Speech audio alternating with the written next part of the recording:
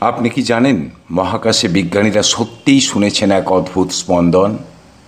না, এটা কোনো রেডিও সিগন্যাল নয়।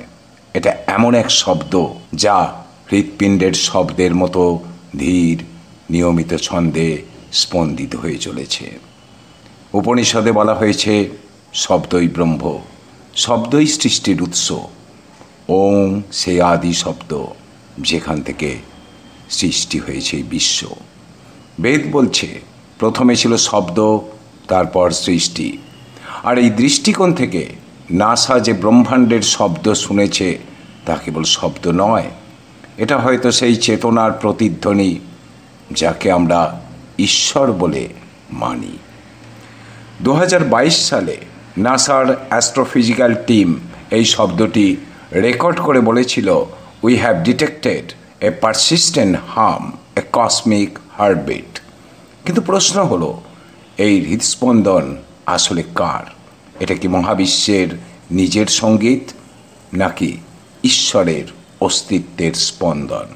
নাসা এবং ন্যানোগ্র্যাভের বিজ্ঞানীরা প্রায় 15 বছর ধরে রেডিও টেলিস্কোপে লক্ষ্য করছিলেন কিছু অদ্ভুত তরঙ্গ।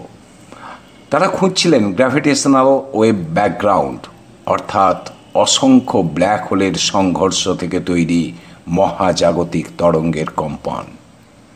কিন্তু অবাক করা ব্যাপার হলো, এই কম্পনগুলো কোনো এলোমেলো নয়, বরং এক ধরনের পালস প্যাটার্ন, যেন কেউ দূরে কোথাও তাল মিলিয়ে ঢাক বাজাচ্ছে একটা ছন্দে, ঠিক হৃৎপিণ্ডের যেরকম লাভ ডুব লাভ ডুব ছন্দে চলে।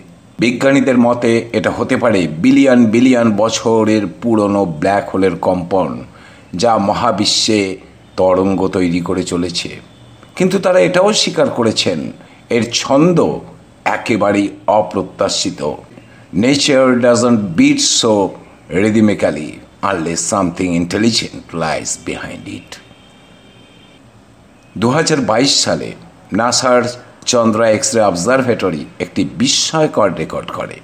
চন্দ্রা এক্স-রে অবজারভেটরির তথ্য অনুযায়ী পার্সিয়াস গ্যালাক্সি ক্লাস্টারের কেন্দ্রে থাকা এক সুপার ম্যাসিভ ব্ল্যাক হোল থেকে বেরোচ্ছিল এক দীর্ঘ নিয়মিত সাউন্ড ওয়েভ, যার ফ্রিকোয়েন্সি প্রতি 10 মিলিয়ন বছরে একবার কম্পন সৃষ্টি করে।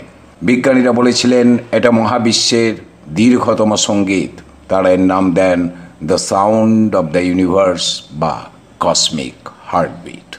পরে জেমস ওয়েব টেলিস্কোপে সেই একই ধরনের লো ফ্রিকোয়েন্সি রিপল আরও কয়েকটি গ্যালাক্সিতে শনাক্ত করা হয়। এই তরঙ্গ কোনো র্যান্ডম নয়েজ নয়, বরং একটা ছন্দময় জীবন্ত প্যাটার্ন, যেন ব্রহ্মাণ্ড নিজেই শ্বাস নিচ্ছে আর তার হৃৎপিণ্ডের শব্দ শোনা যাচ্ছে। অ্যাস্ট্রোফিজিসিস্ট অ্যান্ড্রু ফেবিয়ান বলেছিলেন, it's as if the universe has a heartbeat, a rhythm of creation and destruction. হাজার হাজার বছর আগে উপনিষদে বলা হয়েছিল, যিনি সর্বত্র আত্মাকে দেখেন তিনি সত্যকে দেখেন। বেদের দৃষ্টিতেই সমগ্র ব্রহ্মাণ্ডই জীবিত, শুধু পদার্থ নয়, প্রতিটি নক্ষত্র, গ্রহ, এমনকি মহাশূন্য এক জীবন্ত চেতনার প্রকাশ। প্রাণ, এই শব্দটাই এসেছে স্পন্দন থেকে। যেখানে স্পন্দন আছে সেখানেই প্রাণ আছে। আর যদি নাসা আজ ব্রহ্মাণ্ডের স্পন্দন শুনে থাকে, তাহলে কি বিজ্ঞান অবচেতনে ঈশ্বরের হৃৎপিণ্ডের শব্দ শুনে ফেলল? বেদ বলছে নাদ ব্রহ্ম, দ্য ইউনিভার্স ইজ সাউন্ড। উপনিষদে বলা হয়েছে ধ্বনি ব্রহ্ম, অর্থাৎ এই সৃষ্টির মূল উৎস এক শব্দ, এক স্পন্দন। আর ঋগ্বেদে বলা হয়েছে ওমই হলো সেই প্রথম ধ্বনি যেখান থেকে ব্রহ্মাণ্ডের জন্ম। সোজা কথায় বিজ্ঞান যাকে বলছে কসমিক ভাইব্রেশন, প্রাচীন ঋষিরা তাকে বলেছিলেন পরম নাদ। প্রতিটি জীব, প্রতিটি পরমাণু সেই নাদের অংশ। আপনি যে শ্বাস নিচ্ছেন সেই মহাজাগতিক তালেই চলছে আপনার শ্বাস প্রশ্বাস। প্রথম সৃষ্টি হয়েছিল ওমের কম্পনে। এই ওম ধ্বনি 3টি ধ্বনির সমন্বয় আপনারা জানেন, এ ইউ এম, ওম, যা সৃষ্টি, স্থিতি ও লয়ের প্রতীক।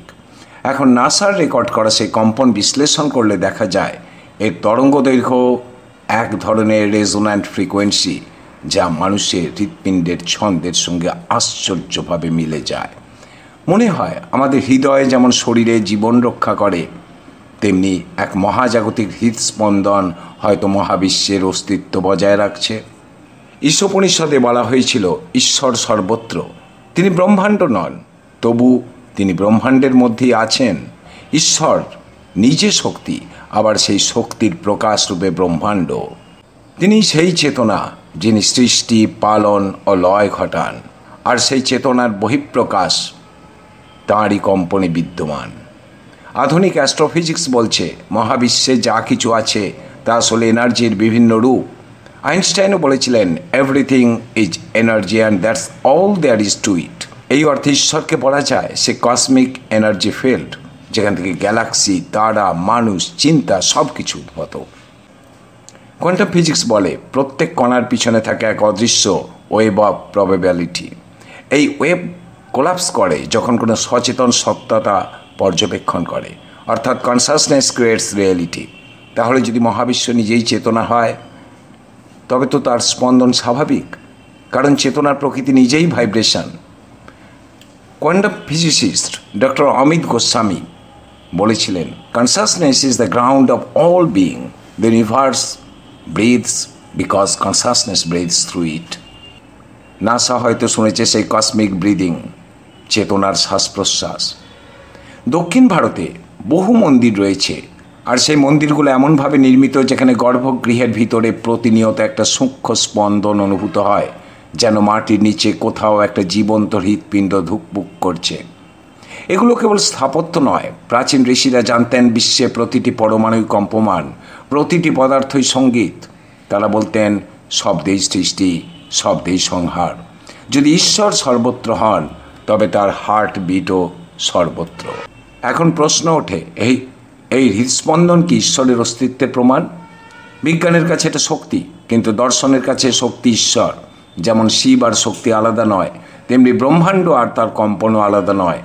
হয়তো ঈশ্বর আমাদের বাইরে নন, তিনি সেই মহাজাগতিক ছন্দ যা প্রতিটি নক্ষত্রে, প্রতিটি হৃদয়ে স্পন্দিত হচ্ছে। যখন আপনি ধ্যান করেন, আপনি শুনতে পান আপনার নিজের হৃদস্পন্দন, কিন্তু আসলে সেটা আপনার নয়। আপনি শুনছেন মহাবিশ্বেরই সুর। ব্রহ্মাণ্ডের হৃদস্পন্দন এক নীরব আহ্বান। নাসা হয়তো যা শুনেছে তা কোনো যান্ত্রিক কম্পন নয়, বরং অস্তিত্বের ভাষা, যা আমাদের বলছে তুমি একা নাও, পুরো ব্রহ্মাণ্ড তোমার ভিতর স্পন্দিত। আর আধ্যাত্মিক গুরু রামন মহর্ষি বলেছিলেন যে নিজের অন্তরের নাদ শুনে সে ঈশ্বরকে দেখতে পায় না, অনুভব করে। আজ নাসা যা রেকর্ড করেছে মহাশূন্যে, সেটাই হয়তো আমরা প্রাচীনকাল থেকে অন্তরে শুনে আসছি, ওম, দ্য ইটারনাল ভাইব্রেশন। তাই কেউ কেউ বলেন prayer is not talking to god, it's tuning into his frequency. আজ আমরা মহাকাশে কান পেতে শুনছি, আগামীকাল হয়তো আত্মার গভীর থেকে শুনব সে একই সুর, যেটা একদিন বলা হয়েছিল শুধু 3টি অক্ষরে, Om. This heartbeat is not out there, it's in you, because you are the universe listening to its own song. আজ এই পর্যন্ত। সংবাদ ভয়েস 9 স্পিরিচুয়াল চ্যানেলের পক্ষ থেকে আপনাদের সকলকে জানাই আমার আন্তরিক শ্রদ্ধা ও ভালোবাসা। ভালো থাকুন, আনন্দে থাকুন। আবার দেখা হবে পরের ভিডিওতে।